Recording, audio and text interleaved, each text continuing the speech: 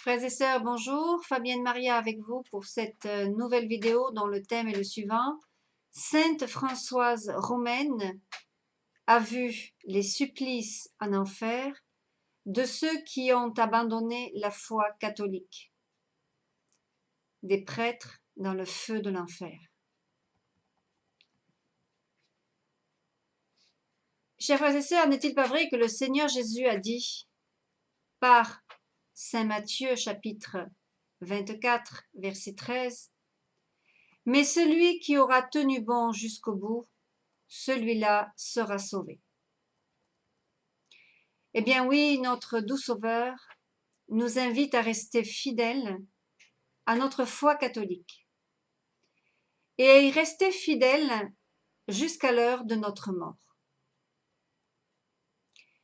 Vous savez, de nos jours, il est très facile de perdre son âme si on ne reste pas fidèle au vrai magistère de l'Église catholique romaine. Imaginez un instant, frères et sœurs, un catholique qui du jour au lendemain commence à accepter la communion pour tous, la communion pour les personnes en situation d'irrégularité, comme les divorcés remariés, les homosexuels, les personnes qui vivent ensemble sans être mariées à l'Église, ou encore des personnes qui commencent à croire que le mariage homosexuel plaît à Dieu, ou encore que l'euthanasie, le divorce, l'avortement, l'adultère n'offensent plus Dieu. Sous le prétexte que nous vivons dans un monde qui veut ces situations-là, eh bien, ce catholique-là est devenu un catholique tiède. Et Dieu, vous savez, a été très, très clair dans l'Apocalypse. Ainsi, parce que tu es tiède et que tu n'es ni froid ni bouillant, je te vomirai de ma bouche. Apocalypse chapitre 3, versets 14 à 16. Donc, je crois que c'est clair, si on ne veut pas être vomi par le Christ au jour du jugement, eh bien, nous devons rester fidèles au Christ et à son vrai magistère,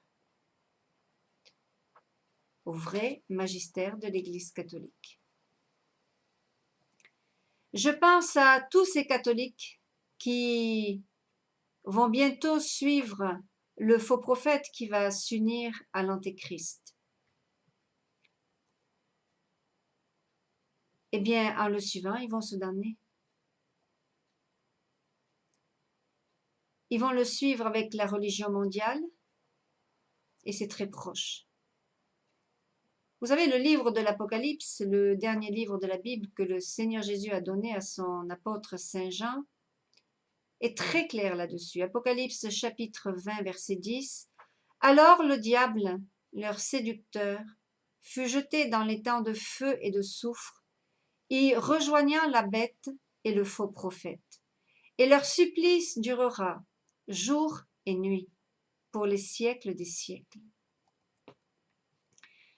Le diable, la bête, qui est l'antéchrist, qui aura pouvoir sur le religieux et sur le politique, et le faux prophète, qui est un homme d'église, eh bien les trois représentent la Trinité impie, qui contre la très sainte Trinité, Père, Fils et Saint-Esprit.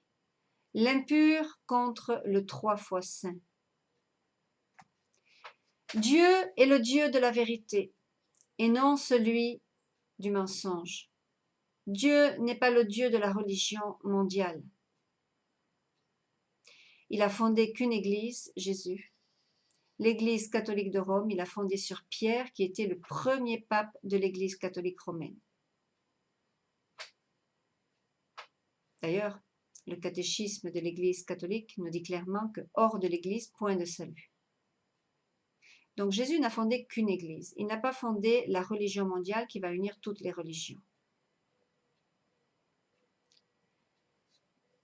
Vous savez bien, frères et sœurs, que nous allons tous vers cette décadence qui est annoncé par la Vierge Marie à la Salette. Et c'est approuvé par l'Église. Rome deviendra le siège de l'Antéchrist. Vous savez bien qu'on va vers cette religion mondiale unique, vers la monnaie mondiale unique, qui est la puce, la marque de la bête, qui porte le numéro 666. Lisez et relisez l'Apocalypse, vous allez trouver tout ça. Et nous allons vers un gouvernement mondial unique dirigé par l'Antéchrist qui va apparaître, cette bête de l'Apocalypse. Donc, si en tant que baptisé catholique, si on veut vraiment être sauvé, eh bien, il faut observer ce que Jésus nous a demandé dans l'Évangile. Il faut lire et relire sa parole tous les jours et s'en imprégner. Et demander au Saint-Esprit d'illuminer votre âme quand vous lisez la Bible, qu'il vous donne les lumières. Vous savez, si nous changeons, eh bien lui, Dieu, ne change jamais. La loi de Dieu, frères et sœurs, est inscrite dans sa parole. Elle est immuable. C'est-à-dire qu'elle n'est pas sujet à changement. Elle n'est pas sujet à transformation. La loi de Dieu est à l'image de Dieu. Dieu est un Dieu qui est fidèle, qui ne change pas, qui remplit ses engagements, qui est fidèle à sa parole.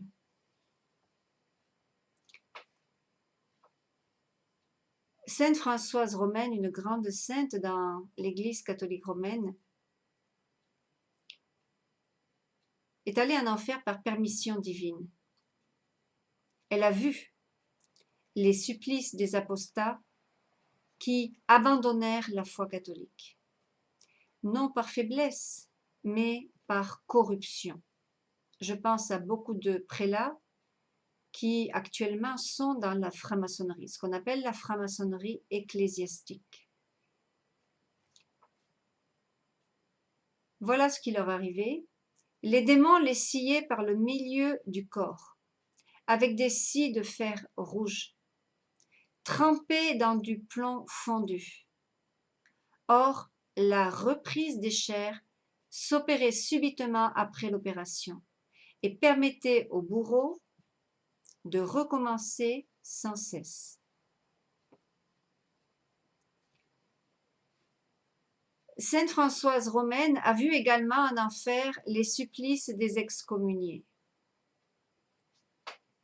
La servante de Dieu remarqua que toutes les âmes précipitées dans la gueule du démon ne sortaient pas de son corps. Ayant eu le désir de savoir quelles étaient les âmes qu'elle ne voyait pas reparaître, il lui fut dit que c'étaient les âmes de ceux qui étaient morts dans l'excommunication. Pas une excommunication injuste, bien sûr. Elles descendent, ajouta la voix qui l'instruisait, dans la queue du dragon qui se prolonge jusqu'au fond de l'abîme et est un vaste foyer où brûle un feu dévorant. Elles étaient donc renfermées dans cette affreuse prison et les démons qui rôdaient autour leur criaient d'une voix insultante. C'est donc vous qui, aveuglés par vos passions et hébétés par la sensualité, avez méprisé les foudres de l'Église. Eh bien, bouillez maintenant dans la queue du dragon. Hélas, hélas, répondaient du dedans des voix plaintives. Quelle infortune est la nôtre, et quels maux affreux nous endurons. Eh bien, frères et sœurs, je vous invite à prier pour tous les catholiques et aussi pour ceux qui ont le devoir d'instruire, tels que les prêtres, les évêques, les cardinaux. Ils ont besoin de vos prières, d'autant plus que vous connaissez peut-être Maria Sima, qui faisait des conférences en obéissance à son évêque. Eh bien, elle voyait des cardinaux en enfer à cause de la franc-maçonnerie. C'est la franc-maçonnerie qui les a condamnés. C'est ce péché, si vous voulez, qui est contraire au premier commandement de la loi de Dieu. Tu n'auras pas d'autre Dieu que moi. Eh bien, comme Dieu, ils ont eu Lucifer. Ils n'ont pas eu le Dieu de la Sainte Trinité. Et c'est ça qui les a condamnés. Vous connaissez sûrement le père José Maniangat, qui voyaient en enfer des prêtres, des évêques. Plusieurs d'entre eux y étaient parce qu'ils avaient trompé les gens avec leurs faux enseignements et leurs mauvais exemples. Je pense peut-être que certains ne voulaient pas dire que l'enfer existe, ou alors certains ont permis ou enseigné que les personnes en état de péché mortel pouvaient communier, telles que les personnes qui vivent ensemble en concubinage, ou les divorcés remariés au cas par cas. Pour Dieu, il n'y a pas de cas par cas. Quand le péché est mortel, il n'est pas mortel à moitié, il est mortel. Et le péché mortel coupe de Dieu.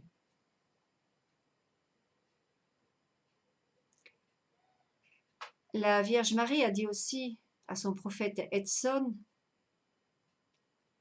qu'il y avait beaucoup de prêtres dans le feu de l'enfer pour non-respect de l'Eucharistie. Vous savez maintenant, si vous avez écouté certaines de mes vidéos, que l'évêque du diocèse d'Itapiranga, Monseigneur Carillo Gritti, a très tôt ouvert une enquête officielle qui s'est étalée sur 15 années pour aboutir à la reconnaissance de l'origine surnaturelle des apparitions et à l'autorisation du culte de la dévotion aux 3 Sacrés-Cœurs de Jésus-Marie-Joseph. Donc ça, c'est pour le prophète Edson d'Itapiranga, c'est au Brésil. À l'Escorial, dont les œuvres de miséricorde ont été approuvées par l'Église et dont le cardinal archevêque de Madrid avait mandaté plusieurs théologiens pour étudier ces messages, ils ont tous donné leur avis positif. Je le répète pour ceux qui n'ont pas vu mes autres vidéos, désolé pour ceux qui l'entendent encore une fois. Eh bien, à l'Escorial, le 6 janvier 2001, c'est le Seigneur qui disait « Quelle tristesse a éprouvé mon cœur lorsque beaucoup de pasteurs, donc ces prêtres, qui n'ont pas été fidèles aux vérités de l'Évangile, sont arrivés à ma présence, c'est-à-dire au jour du jugement, leur jugement particulier, et que j'ai dû leur dire « Je ne te connais pas ». Eh bien oui, le Seigneur les a châtiés au feu de l'enfer parce qu'ils ont été infidèles. Ils n'ont pas prêché l'Évangile tel qu'ils devaient le faire. Certains ont peut-être refusé de parler des dogmes qui sont importants. Maintenant, on est en train de tout changer. Voilà la damnation, le changement. Alors, frères et sœurs, je vous invite à rester fidèles au vrai magistère de l'Église catholique, à la parole de Dieu, et acheter un bon catéchisme de l'Église catholique. Restez-y fidèles si vous ne voulez pas périr. Loué soit Jésus. Amen. Soyez bénis.